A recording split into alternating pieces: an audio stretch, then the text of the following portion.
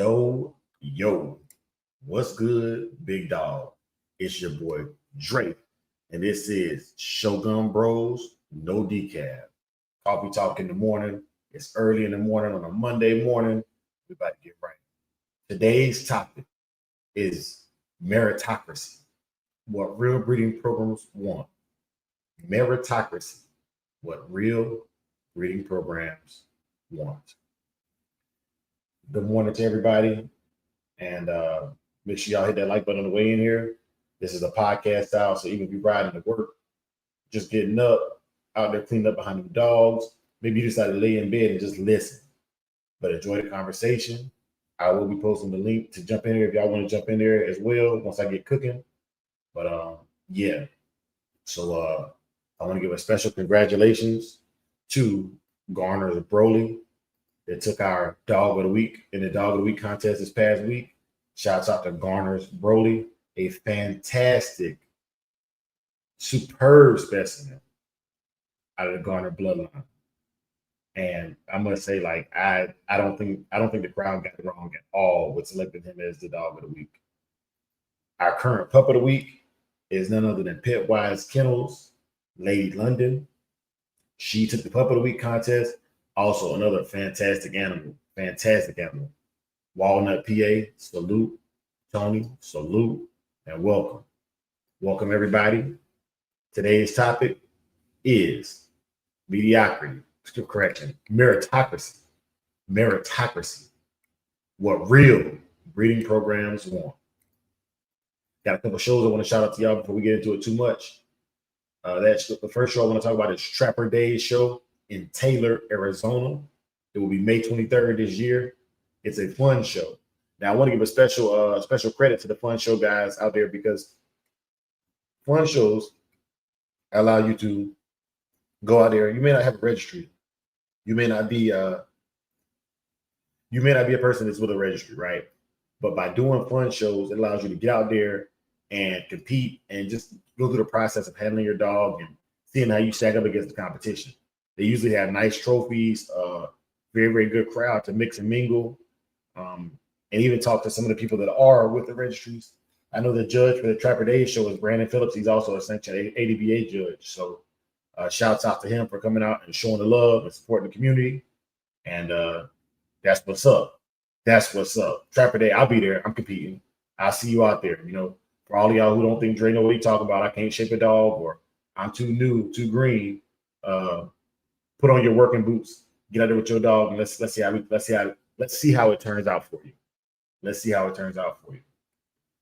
That being said, there's a couple ADBA shows coming up. For those of y'all that are ADBA registered, I am with the ADBA registry. I won't be competing in any of these shows here, but I will shout them out for you. You got the Greene County APBTC in Oklahoma on the 24th and 26th of April. You also have May 9th and 10th, the Show Me State APBTC Club of Missouri on May 9th and 10th. And then finally, there's an additional fun show happening in Texas. This fun show is going to be in Aledo, Texas. They're going to have best kid handler, best puppy, best in show, best female and male, best black dog, best buckskin. The gate fee is $10, but it's worth it. And the events are $20. Crates are required. Reach out. The contact number is on the screen right now. If y'all don't have the contact number, man, you know what I'm saying? Just catch the video on replay. I don't like saying those things out loud, even though it's on the screen, because sometimes the bots will hear that and they will start harassing these people. And I'm not trying to have bots harassing people and ruin a good time for y'all. But it is being hosted by the Lone Star State Pit Bull Club of Texas, of Cleveland, Texas. And yeah, man, it's an opportunity for y'all to get out there and compete. So, like I said, it's a fun show. It won't be points awarding, but you can still have a good time. So, Digital Dog Show, I decided to move them to once a month.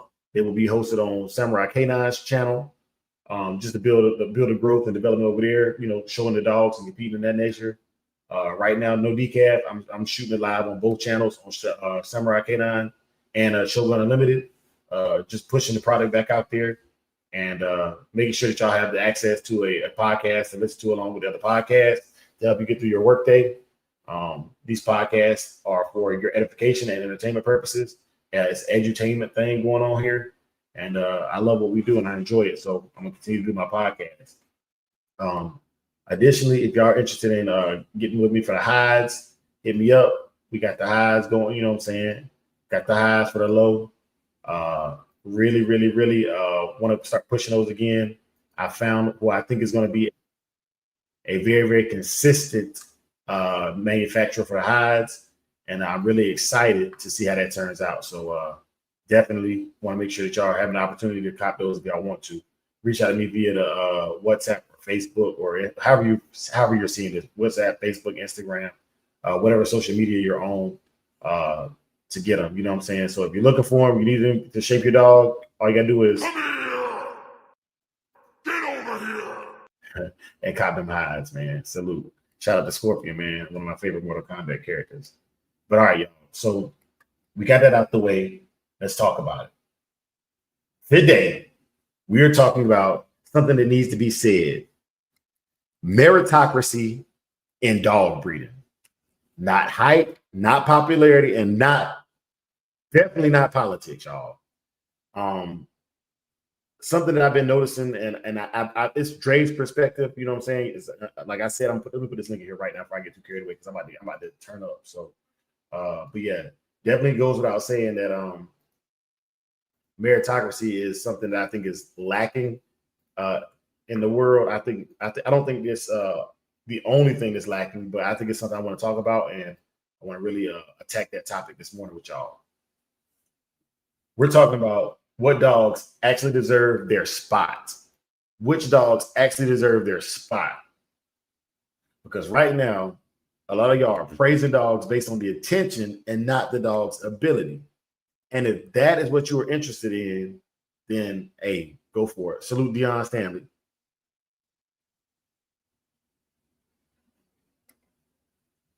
But today, I'm gonna break it down for you.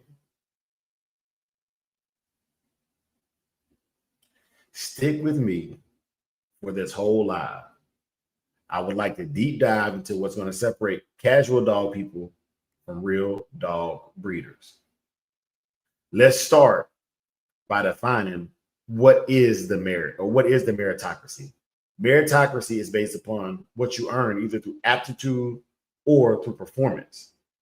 It's not based upon clout, age, second generation, third generation dog, man. It's based upon the actual merit of the individual dog and individual breeder. Most people think merit is just wins, titles, and trophies. But that is just surface level, y'all.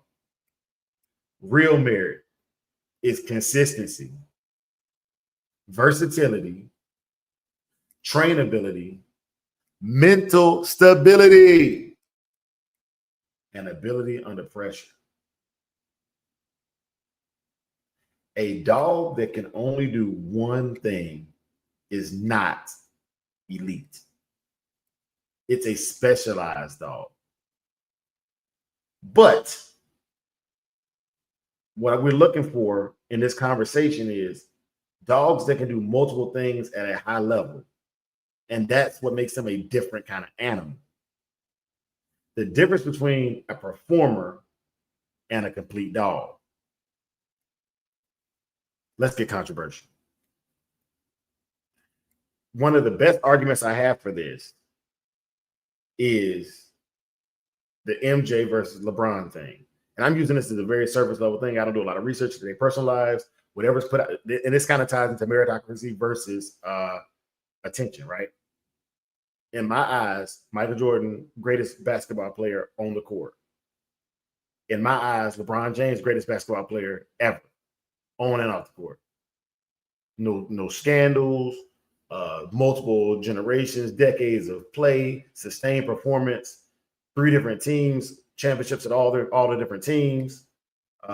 Yeah, man, like very sustained performance. Whereas MJ, man, is just a killer. You know what I'm saying? Just a killer. And I'm using that analogy to cover about what we're talking about today, the meritocracy of it. LeBron is going to break more records because he's been more consistent with staying in the game. You know, MJ came in, he killed the game, won his championships, took a break, played baseball, came back, took a break, took another break, came back, played for the Wizards. You know what I'm saying? He was dibbling and dabbling, but as far as the consistency, I would have to go with LeBron, right? Now, let me say this again. Winning does not equal superiority. You have to ask yourself, who was the competition? What environment was it in? And who were the judges? Some dogs rack up wins in weak pools. We talked about this the other day. You know, like basically I was saying, like, if a champion came out of Arizona, I would kind of look at it a little bit different for a show champion, because there's not a lot of sanctioned points awarding shows in Arizona. But on the East Coast, there's enough shows in just the state of North South Carolina. You could champion out in your state very, very quickly. Very, very quickly. And Shell 2014, welcome. And our motto is to build better people through building better animals, and to build better animals through building better people. You have the freedom of speech, and I welcome your freedom of speech. I would also like to welcome you to speak on it, or to state your stance as to how this is animal abuse when everything is lawful and legal. To me, what I'm getting from your energy is you see an American Pit Bull Terrier and immediately want to attack the person. And that is a step below racism, where you see something and automatically think it's wrong without having an understanding of the context. But that's not my character. That's your character. I'm moving on with the show. Some dogs win because of politics. Some dogs win because of politics. So now we have dogs with titles, but no real depth. And here's the problem. People see a title and stop thinking. Let's talk about that. Why do the hype dogs win? Why? Y'all have been to dog shows. Y'all have been to dog events. And y'all have seen the dog that you thought should have won not win for whatever reason. Contextually speaking, you'd have to ask the judge, and they'd have to give you a breakdown. But at the end of the day, it's all a personal bias. A conformation show does not dictate the quality of the animal. It simply dictates how well the animal matches up to the written standard on the breed. So a dog just winning conformation shows, to me, alone is just, like I said earlier, a specialist, a specialized animal.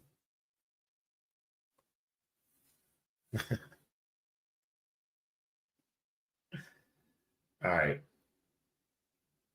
This is where people are about to get uncomfortable, y'all. This is where they're going to get uncomfortable. Marketing beats performance most of the time. Marketing beats performance most of the time. A flashy dog with a strong brand will outsell a better dog that nobody sees. Perception for most people is reality. Your visibility and your dog's ability to be seen is important. I put together the Digital Dog Show not only to help people compete and have fun, but it also gets your dog seen. My audience becomes your audience, and your audience becomes mine. In turn, we're able to get feedback, even if it's negative feedback. We're able to get feedback and grow. Putting you and your mental fortitude through the test of gameness. You're testing your ability to take the hate, to take the little trolling comments, to take all of that. Because going to social media is going to expose you to a world of people who just want to see the world burn. But there's also people who love the game, they love the dogs, and they love the people that care for these dogs. And that's our target audience. We want great people, great animals with balance, strength, and calmness, aggression and assertion. Peaceful, but ready for war. If a dog is constantly in your face, you're going to think it's elite. So if somebody's posting a lot, the same dog, I'm guilty of this too. If somebody's posting the dog a lot, it's naturally gonna make you think the dog is just special because, well, the dog is special enough for them to post it all the time. Exposure creates reputation, but not always ability. Simply put, people like to see things simple. Tell me what it is. The dog that won 5 shows is easy to understand. But try explaining to people that your dog can perform 8 different tricks across 5 different environments. Now you lost half the audience. Complex excellence doesn't go viral. It just doesn't happen. There's politics to it. And this is where a lot of the performance guys lose because they're so busy performing, they don't have time to politic. This is why it's nice to have a team, somebody that is your public affairs individual. Yes, I'm going there. There is 100% bias in judging. There's 100% clicks that can put pressure on both the digital dog show and in person for judging. There will be favoritism. Dogs don't always win off their ability alone. And if you've been around long enough, you know that. This leads me to my next point. Why do some champions get no respect? Now flip it. Why do some champion dogs get ignored? The answer is simple. Maybe the owner has no presence. Maybe you just dry and got 0 personality. Or maybe the dog's not versatile. There's no impact outside of you and your dog's specific lane. You kind of stuck, you're a one-trick pony. Salute Tim Hendricks.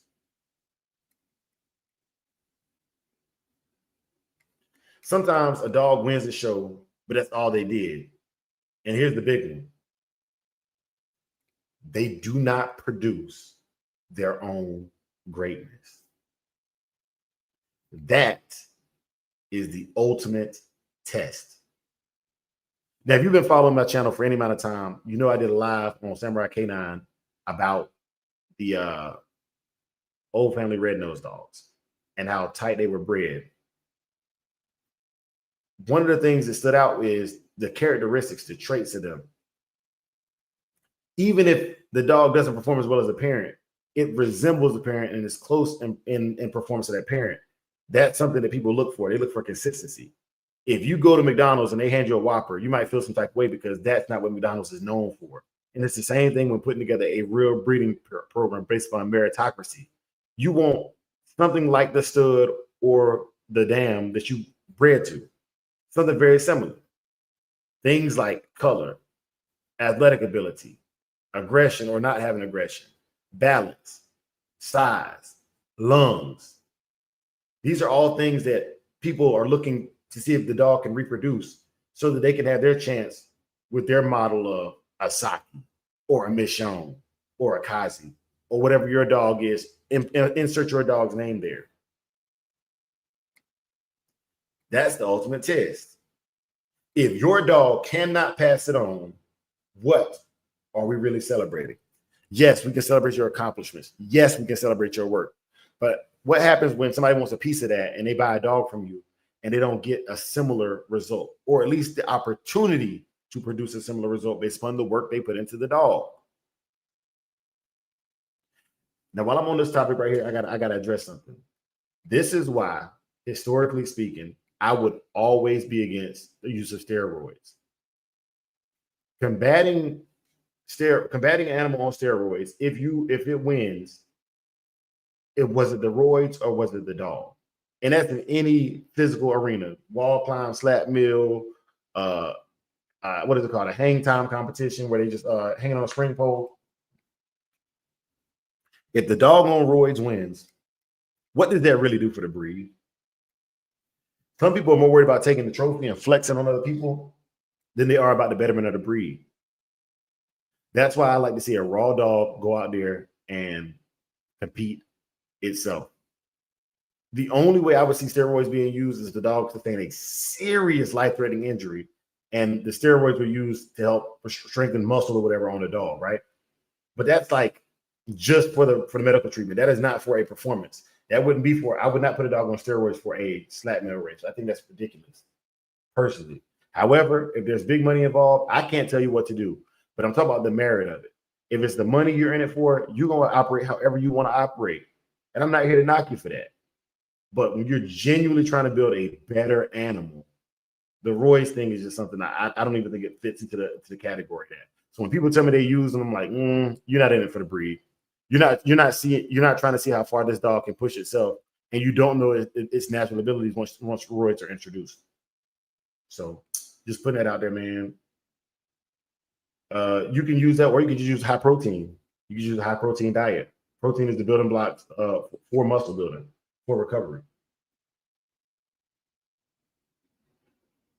But I can see that too, Hartman. That's what I was saying about the life threat injury for the recovery or whatever. Even people, they might give you a local steroid in your back or something. Your back is messed up, whatever. But I'm saying, like, for the use of steroids to enhance performance for something a dog should naturally be doing, I think it's ridiculous. And I would say this too. I don't know what it does for making your dog sterile or not sterile as well if you're gonna have a breeding animal.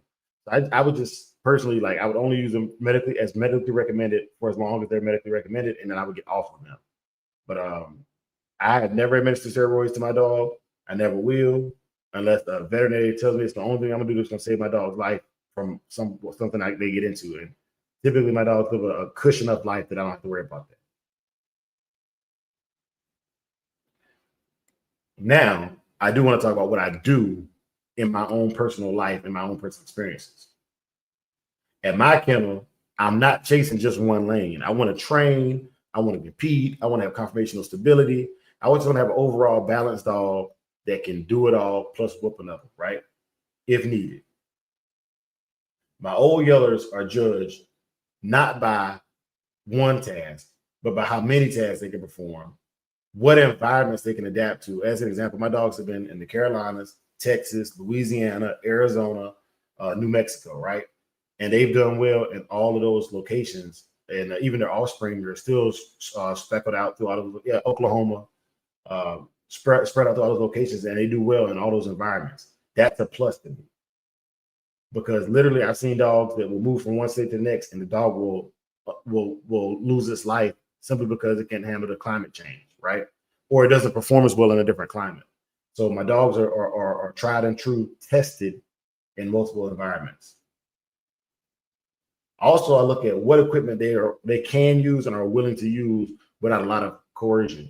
You know, as long as I can get them on there and bait them a little bit and get them to do the task to get some proper exercise, to give me the workout that they need, that's all I'm concerned with. What's good, Arrowhead? But that's it. And then I'm worried about how they think too. Like, for my dogs, I don't want to just see them moving good. I want them to be thinking, you know. I watch things like watch dogs that escape. They're thinking. Those are thinking animals, you know. And if all of those qualities aren't there, then in my program, those are things that I would say I wouldn't breed. You know, I don't want to breed a dog that is dumb as a box of rocks. And nobody's going to enjoy that dealing with a dog like that. It's expensive as a hard keeper, man. People they love their dogs, man. But I would like to produce a product that an animal, a companion, a friend, a pet, whatever it is however it is the dogs fit into your life, produce one that can fit all of those criteria. If I could take a dog and put it in multiple situations and it delivers every time, that's merit to me. And since I'm a hog hunter and I can go to different woods, different situations, swamps or open areas, and the dog will take hold to a hog and stay there, that is merit. That's breed worthy. That's breed worthy right there. And I think where a lot of people fall off is everything don't need to be bred, but everything that does what you need it to do is worthy of breeding on your yard. And I'm certain that there's other kennels that don't work as hard, or there's kennels that work harder. And you can either use that kennel that works harder to up your level of performance, or you might be that up to level of performance, or you might be just performing high at one thing and they perform high at another thing. You need to make that, put it together. You know, he runs walls, he runs treadmills real good. You climb walls real good. You put them together, and you're hoping for the best of both worlds, right? Just as an example. But the goal is not to make fragile dogs. I don't want one-dimensional dogs. I want dogs that are built for real capability. My dogs can work, but they can also chill. They can perform, and then they can adapt. And those are things that I think that all good programs have. I can only speak on me and the programs I fool with, but I think those things that all the good programs have those things. What's good, Henry? Salute. Now, the truth a lot of people don't want to hear is the market does not reward merit equally. I know guys whose dogs will smoke my dogs, and like they literally go to dog shows just to smoke everybody. But people hide them away. I don't want people to know they got these dogs out here like this doing all this stuff. And I'm talking about for all of those that are above ground. That goes without saying. All those above ground, on the up and up. There's people out here with dogs that are just clearly superior performers. Like I've seen one dog. Her name is Heidi. A buddy of mine owns her, and she climbs the wall good. I mean, she's just dominated at the dog show, and she runs a slap mill so powerful, man. And she even came in there with a scratch on her from catching a hog. That dog could do it all. That to me is a top tier animal, man. Like, I mean, what else do you want? What more do you want, man? She does real work. She does the sports, and she looks good doing it, man. Like that's a meritorious animal. And I don't have a single picture of her. And I don't think they posted a single picture of her on the internet. But yeah, Heidi is a great dog. Actually, the one video I know of her on the internet is my video from the Howard Heinzel Memorial Show last year in Taylor, Arizona. And you get to see her run the mill. I mean, man, she's just a magnificent specimen of an animal, man. She does great work. Salute the high voltage kennels and Heidi. But for those guys who got here a little bit later, man, we're talking about meritocracy. And basically meritocracy is designed for the best performers, the best overall dogs to win. And right now, I think the game is lacking that, even when it comes down to the breeding programs. Because what real breeders want is dogs that are worthy of pushing the breed forward. If you're a true breeder, even if it's baby steps forward, you want to be moving forward, always moving forward, right? But the best dog doesn't always win, and the most popular dog is not always the best dog. Let's just be real about that, man. Like sometimes it's just the luck of the draw, man. Sometimes popularity contest is more important than picking the right animal. And even with our voting, you can see it sometimes, man. Like, people don't like this individual, or people like this individual. They like him, so they vote for this dog. Sedalia, what's good? Sedilla, salute. People pick this dog because, oh man, I picked this dog because of my homeboy's dog. And it's not the best, but you're helping that dog earn merit, for people to value other people's opinions, right? So the best dog doesn't always win, and the most popular dog is not always the best. But over time, real ones recognize the real dogs. Serious breeders definitely know the difference between the two. Let's take a hot take on that. Let's shake the room up. Would you prefer a versatile dog with no titles, or a champion with only one skill?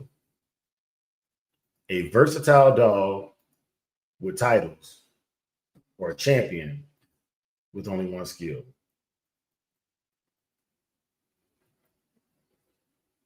Think on that one, man.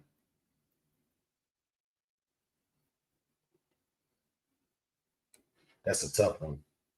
That's a tough one. It ain't to me, but it's tough. It's tough to some people, but I don't see that being tough at all. Skills or champion? Skills or champion? I'm trying this voting thing again, y'all, to see if I can get it to work. I don't know. I don't know if it's gonna work or not. I think I got one person to vote the other day, but I don't know how it's gonna work. Walnut says it depends on your purpose. Hemi said every dog is an individual. The different varieties of steroids are the same. I'm just saying. This is true. Hard Finish says you better go with the better dog. Yellow One, welcome, big dog. Salute. Good morning. Top of the morning. Top of the morning. The question up right now is, do you prefer a versatile dog with no titles or a champion with one skill? And I think it depends on the use for the champion, for sure. If I have a show dog and he's a champion and that's what he does, if he's able to produce more champions like him and all I care about is winning shows for confirmation, then I would pick the champion dog. But for everyday life, I want a versatile dog that can do a lot of things, because that champion may get into a situation where he gets defaced, he gets his lip torn. These things happen. Bushes, yard accidents, thorns, just different. These dogs are very, very high energy. So I'm going with a versatile dog for my general purpose. But if all you want to do is do that one thing, then I guess you would go with the champion, and hopefully he can produce himself.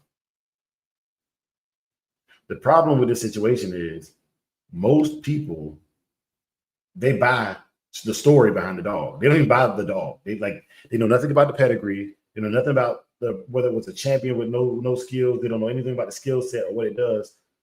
They don't ask the breeder. They just see a puppy and say, hey, I want that puppy. A puppy and a pet, and they want it. They don't know anything about it, and then they get the dog, and it maybe that doesn't meet their intentions or their wants, because at the end of the day, they just buying the hype. And if the hype turns out good for you, then that's cool. Like, you know what I'm saying? Like, don't get it twisted. Like, I don't think you sell dogs without saying you got dogs for sale. So there's some form of hype for all puppy sales, right? For all dogs that move. Like, I'm not trying to bash any one side. You definitely can see where I stand on the topic. But like, if you think differently, you ain't wrong. You just ain't right in my book. You know what I'm saying? And that's what it is. But yeah, man. And then do you think hype has done more damage to breeding than anything else? I definitely think hype has done more damage to breeding than anything else. I'll give you an example. That's right, Walnut. A lot of people don't do their research on the breeder and the dogs that they're selling. That's 100% accurate. Yeah, that's facts. But I definitely think hype has done more damage to the breed than anything else. And I'll tell you why. Right now on the internet, you're watching my channel right now, right? And I got dogs, and I let dogs go to the public. And I will sell a dog, I'll train a dog, I do all this stuff. There's somebody right now, probably within a 10-mile radius of you, that can do the same things, but because they don't have the internet hype behind them, you don't even know about them. They're 10 miles down the road. You could be over there hands-on, day in and day out, getting to know these dogs. But the internet hype is just so powerful. You'd rather come here and watch these podcasts and listen to us talk about people's dogs, as opposed to getting boots on the ground on the dog. And I know, like, I'm not talking to everybody. Some of y'all actually do that, or you have your own group of friends, which can still fall under click, because I'm gonna be real with you. A lot of clicks. I'm guilty of this too. If we don't fool with the person, it could be good dogs we missing out on, or the missing link to what you need for whatever it is you're trying to accomplish.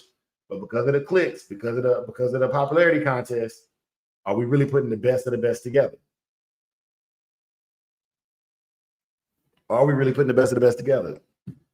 So yes, I think hype is definitely destroying the breed, more than dog fighting busts, more than human attacks or of aggression. Overhyping these dogs and getting the wrong dogs, the wrong dogs into the wrong hands is big. Because I'm not gonna lie to you, the people that go for the hype typically aren't the ones that did the research. They're typically either newbies, or they're people that are highly influenced, and they think about the credibility of the person as opposed to the quality of the dog they're getting. Let me say that again. They think about the credibility of the person rather than looking at the quality of the dog that they are getting.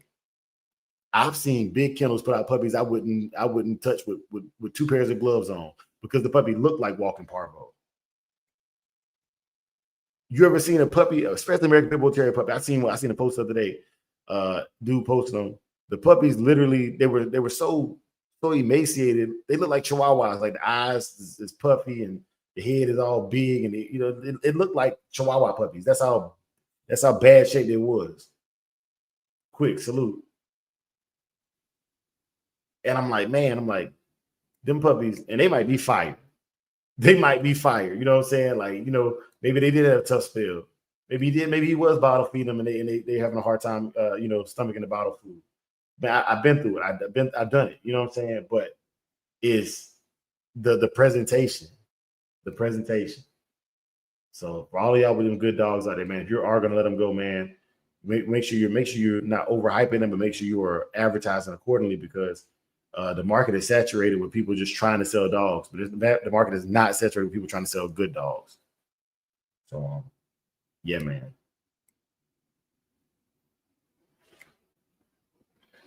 Do you think that breeding today is more about clout or quality? All right, y'all. Let's say you're the biggest kennel in America, right? Let's say the biggest kennel in America. And your dogs, none of your dogs on your yard are actually performers that you made, but you are able to afford them, and you send them out to people that have them perform, or they do good things, and then you get them to come back, right? That's based upon both. The breeder has the clientele, the clout, and the individuals are checking the quality before they bring the dogs back. I don't think that's a bad situation to be in. Personally, I actually think it might be better. And I didn't think this way until I started having this conversation with y'all this morning. My thought process on it is, and always has been, I want to be able to do everything with the dog, right? Like, I want to be able to take the dog and win shows and compete with it and do training and hunt with it and do everything, right? And then I realized, like, I'm a very skilled individual. And are my dogs doing well because of me? Or are the dogs doing well because of them? And so I think that other scenario I just gave you, with having a big time breeder with a name that has a big clientele that he can push dogs out to and see how they do with other homes, in other people's hands. I think that might be better. And until this morning, until having this conversation, I would not have said that, because to me, I'm like, man, no, like, I want to be the master of everything. I want to be good at. I ain't got to be the best at nothing, but I want to be competitive at everything. I want to be a competitive breeder. I'm going to be competitive in conformation ring. I want to be competitive dog training. I want to have some of the nicest, most conditioned dogs. They can pull weights and stuff. But that's me. I push my dogs really hard. I push my dogs really hard, and I breed dogs that can handle my lifestyle and what I expect out of the dogs. But does that really benefit the person getting the dog? What if they don't have the skill sets I have? What if they just want a good dog that makes them look good? You know what I'm saying? So, not to bash my program, I still think my program is phenomenal. I'm still gonna keep pushing my program. I'm getting good reports on all the dogs I did put out, but nobody does with my dogs what I do with my dogs. So, or not as intense as I do it. And so I'm still waiting on that. I'm still waiting on the feedback from that. Can my dogs handle the work that other people that they go to? That's important to me, because I can take a dog that's good and keep it good. I ain't gonna say make it great, because I don't think I'm that good, but I can keep it good. Some people can take a good dog and ruin it. Take a good dog and ruin it. So yeah, man, that's just my thoughts on that. But anyways, to shut down this portion of the conversation, man, for meritocracy, the questions I wanted y'all to think on today was, would you rather have a versatile dog or a champion that has one skill? Is height destroying the breed? And yeah, man, that's big to me. So let's talk in the chat. I'm gonna answer some questions from the chat. And I want to leave y'all with this before I get into the answering the questions in the chat and just chopping up with y'all for these last 20 minutes of the show. Merit still matters, but you have to have an eye to see it. At Samurai Kennels, we're chasing both attention and merit. We're building something that lasts and is thought-provoking. It's worthy of the conversation. We don't want just winners. We want producers. We don't want just performers. We want complete dogs. Shogun Army. Salute. But yeah, y'all. Those are my thoughts. I've been jotting down my thoughts and getting these shows together, man. And that's important. So let me read some of these comments to y'all. And can y'all hear me? Thumbs up in the chat if y'all can hear me. I'm sitting a little bit further back from my mic on purpose because I know I'm gonna be doing some yelling and stuff, man. And man, I got some good comments. So we're gonna hit these comments up and we're gonna take this thing about 10,000 feet. Comment from brother Walnut PA. He said, Dre, that's when you have to be selective on where they go. 100% agreed. 100% agreed. Most of my dogs have gone to pet homes. And most of the people that get my dogs, the only time they show them is when they with me. I do offer mentoring on my dogs of how to get them in shape. And it also develops my community, you know. So I do appreciate that. And genuinely, Walnut. I know how to condition and shape my dogs and how to condition and shape the offspring off of them and get them ready for a show. But I definitely like what you're saying. I like that, man. It's really hard to put dogs into good hands because good hands already have good dogs. Good hands are gonna have good dogs because they just good with dogs. And that's what I was getting at with that statement I made earlier. I want to know if my dogs can just survive the pet owner. You know what I'm saying? Like, can they be good in a pet owner's hands? Because I think they're gonna be great in a great handler's hands. Henry James says, oftentimes like-minded people find each other. For instance, first-time breeder and first-time owners. Yes, doing your research will give you some patience instead of tripping over. Okay. Tripping over the first puppy you see. Thank you. It was two-part comment. Tony says that one skilled dog could be that way just because of the owner. Agreed. And to caveat that, at some point, the dog is stuck in those ways, and it's not impossible, but it's hard to make those adjustments. And the first 6 weeks to a year of that dog's life is going to shape that dog for a lot of what it's going to be able to do. Not saying you can't get into activities later on in life. I'm not saying that. I'm just saying the things that you show that puppy early as a puppy, even as a 1-year-old puppy, they typically are able to build on those skills better than a dog that's 2 or 3 years old.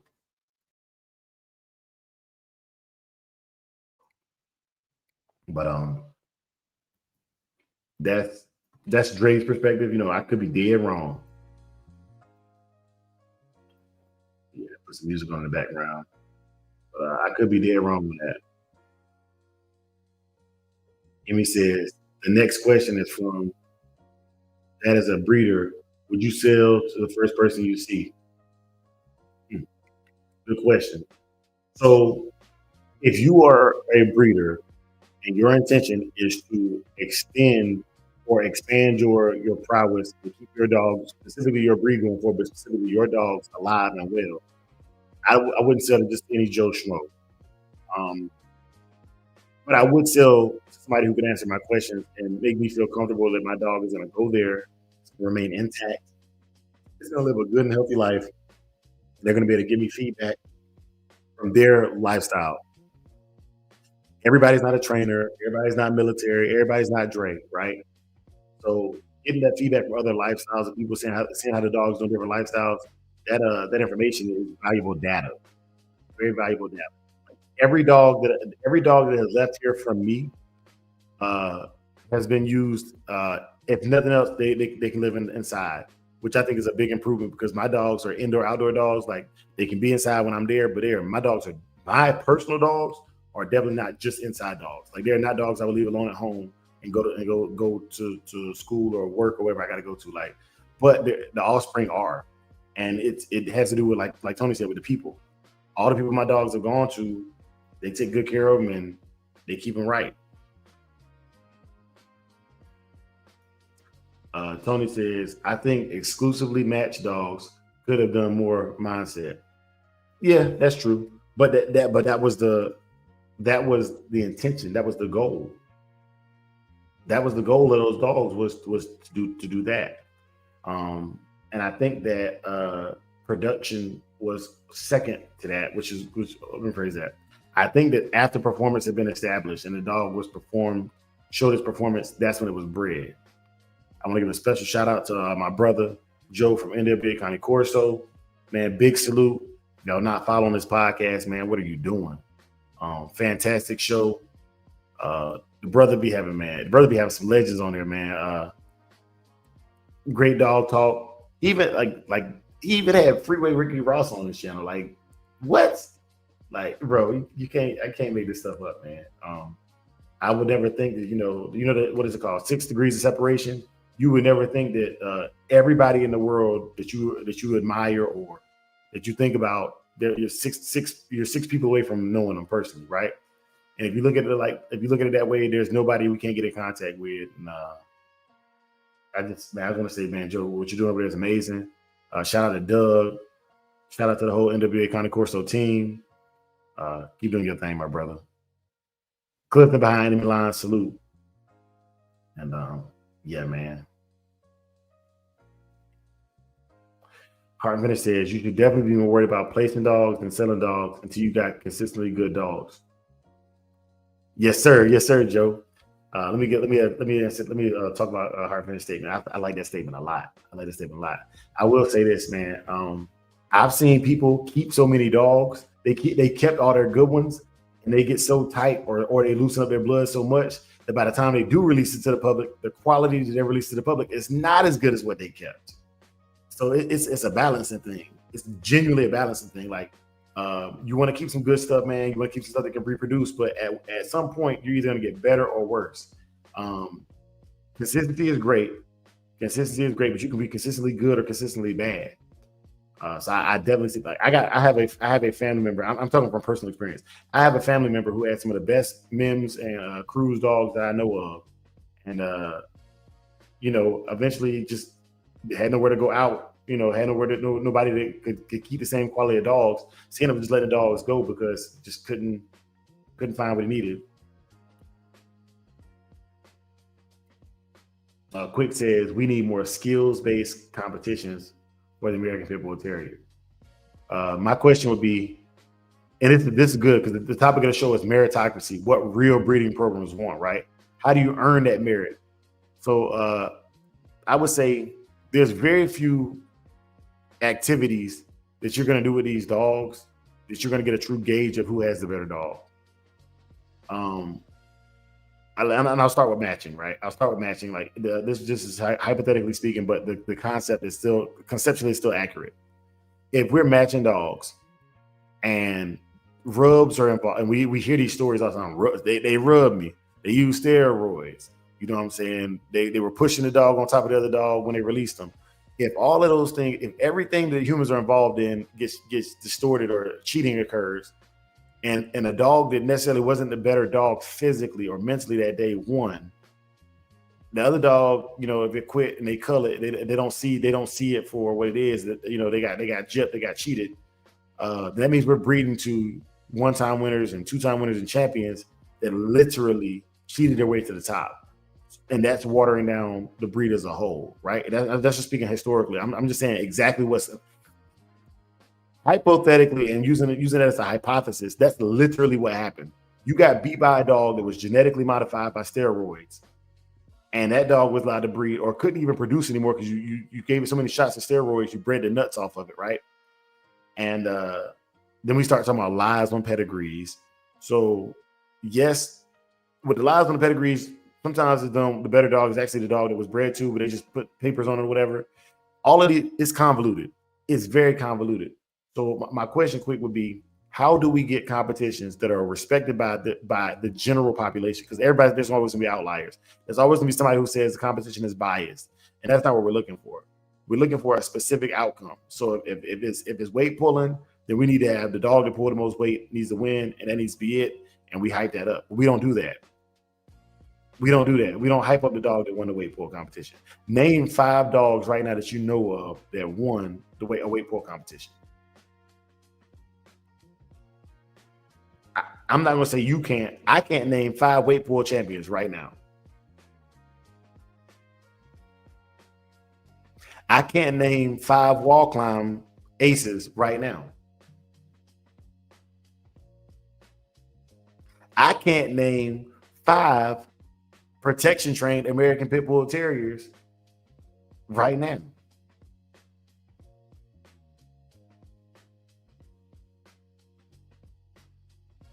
So what are we hyping? Why are the dogs that we hype so hyped up?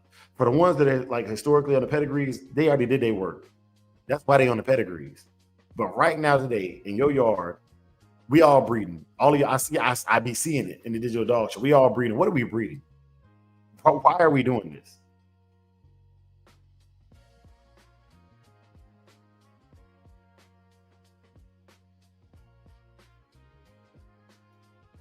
He says, all anybody needs is some Max or Batman they program and the dogs will get better. Hey, you're right, because I want that Batman blood myself. I want that Batman blood myself, man. He's a hype. See, once again, why do I want Batman? I'll explain to you why I want Batman. The first thing about Batman that I noticed was Batman is physically intimidating, but good with people. That is a quality. As a person who values dogs for the deterrence of theft, breaking and entering, Batman's physical presence alone is intimidating. But I've laid hands on that dog. It's a great dog. Then I felt his musculature. The dog is very conformationally sound. He's also chill enough when I need him to be that I can train that dog. He's also structured in a way that I like my dogs to be just a little bit more, have a little more oomph to him. You know what I'm saying? I don't really like the little streamlined, railed out dogs. He's a good balanced dog, good size. Big Gabe is like that too. But these are things that at the surface level, I feel like I assumed everybody could see these things. But then I wouldn't have a podcast if everybody could see these things. People wouldn't come listen because I'm just saying what you already know. And if you already know it, but you're not adhering to it, you're coming to me for the accountability portion. That's fine too. You can come. I'll give you that accountability. I got you. Don't worry about it. Don't worry about it, sweetheart. But yeah, man. With all the hype on the internet, man, that's what I gotta say about that. There's an old saying in Tennessee, I know it's in Texas, probably in Tennessee, that says, fool me once, shame on you. If fool me, we can't get fooled again. And that's what I'm saying, man. You know how many times I've seen brothers get caught up in the hype game, or this is the most common thing I see on the internet, man. And like everybody does it, but like you can't separate the good from the bad. It's just, man, you can't. It's like, man, everybody posts a picture of their dog. Then they say, not for sale, just posting. And then they post a pedigree. Everybody does it. And if you haven't done it and you decide to get into this business world, you will. Trust me. It is something that lets people know what you got, what it looks like, and how it's bred. It is a very effective tactic. But at the end of the day, who cares about that pedigree? What can the dog do? Have you bred this dog? Have you worked this dog? Is this dog good with kids? Is this dog bad with people? Do you know these things? I can't see that looking at your pedigree. I can't see it.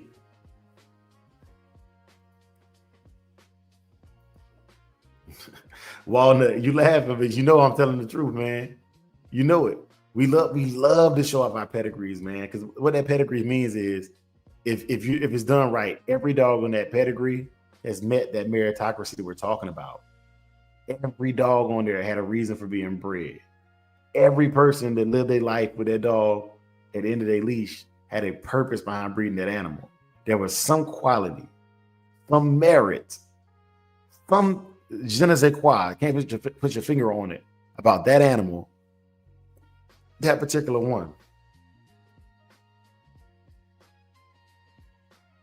There's a reason why Frisco was bred so much. There's a reason why Jeep was bred so much. There's a reason why Mayday was bred so much. You think Mayday was the only dog his size that was wrecking stuff? Why is Ferguson Centipede not talked about more? He's another large animal. He's another dog that was a beast.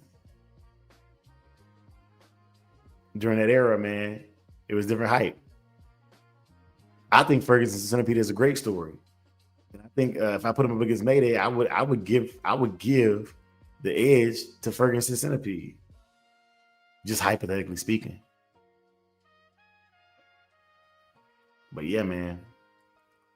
I just want to give y'all some No Decaff this morning, you know. Something to think on, ponder, complain about, contemplate, converse. Give you some action. We got about 5 minutes left on the show, y'all. If there's anything I missed, man, make sure y'all drop it in the comments. Make sure y'all leave. If you're watching this on the replay, make sure you leave a comment. Do you prefer a versatile dog with several skills or a champion with one skill?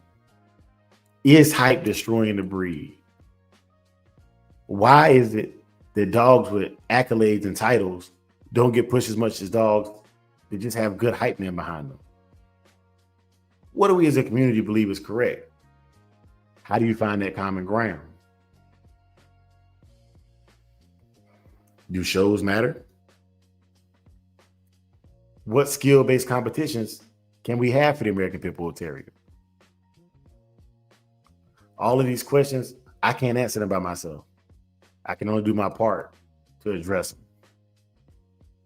What I like to do is, for my skills-based competitions, I like obedience work. I enjoy watching the wall climb. I enjoy the slap mill races. I enjoy the conversations about how somebody should have won versus how they didn't win. I love the photos of the dogs when they're in shape in my digital dog show. I like asking questions about how did you get it back in on that dog so healthy? Why is your dog's teeth so clean? What are you using? What do you use for your coat? All these things matter, man. All of them matter. Hemi says, and every pedigree has at least one critic too. And don't expect somebody else to like your dog for you. That's a fact. That's a fact. Proving your own yard is the most important thing you can do. If it meets your standard, you can stand on it.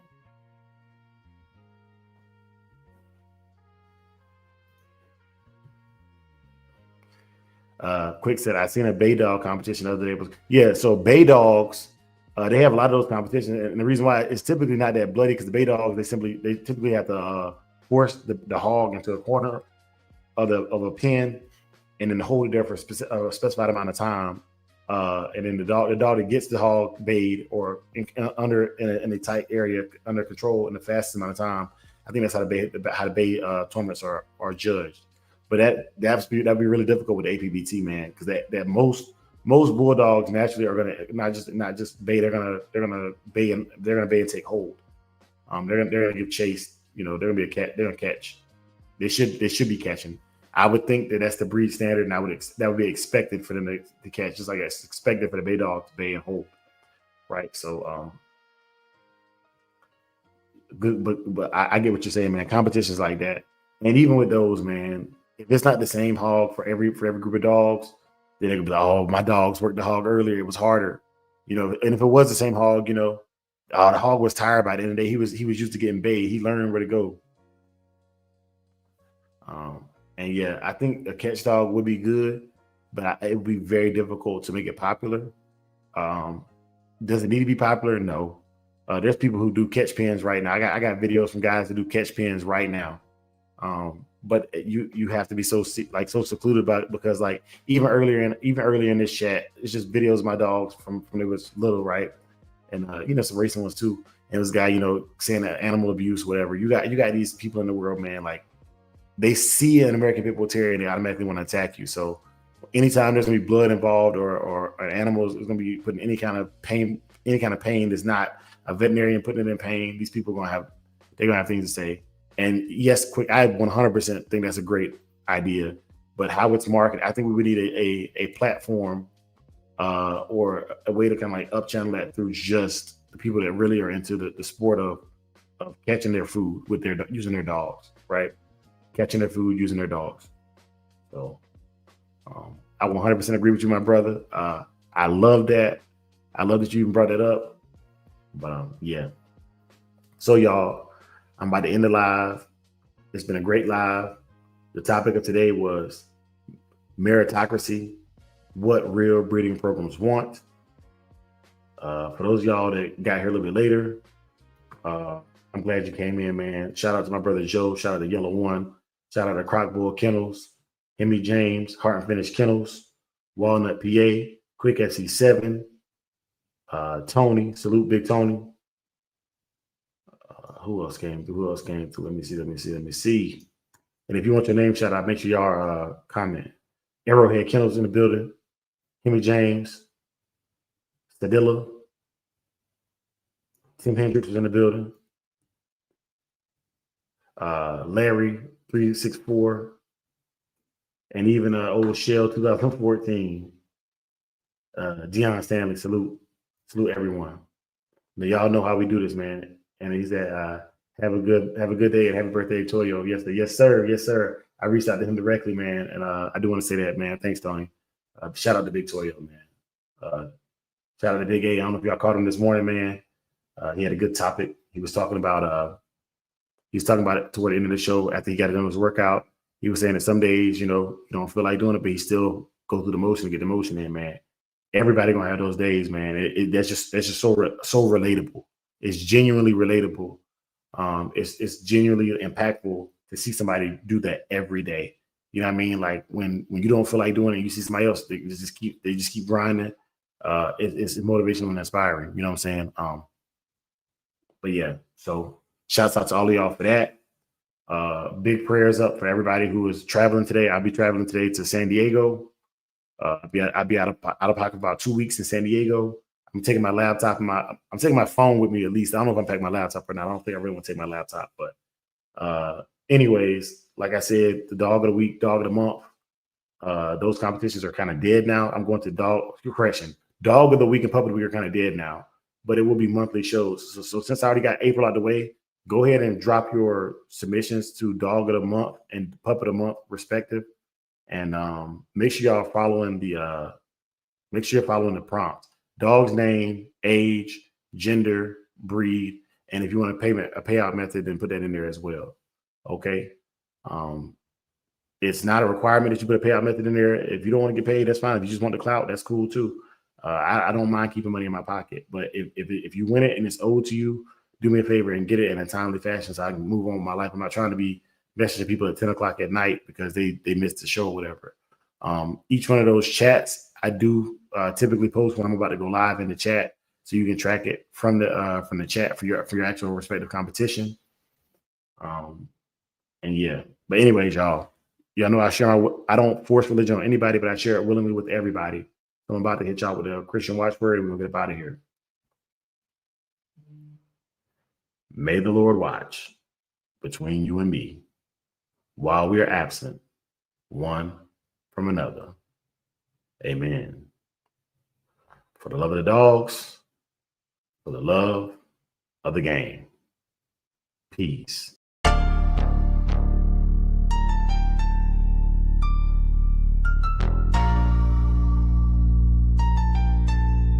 Yeah, they wasn't with me when it wasn't no shine. Now they pop up like, bro, we aligned. Lie on my name, let the rumors ride. That ain't my people, that ain't my kind. Samurai cannon, we built off cold. You either solid or you fall. If you ain't speak when my name got dragged, don't say my name when I get that bag.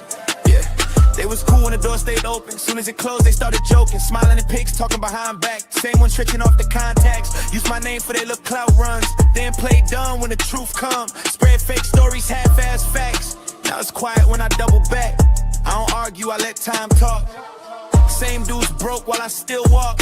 Same lane, same code, no disguise. You showed your hand, I read them lies. Wasn't with me when it wasn't no shine. Now they pop up like, bro, we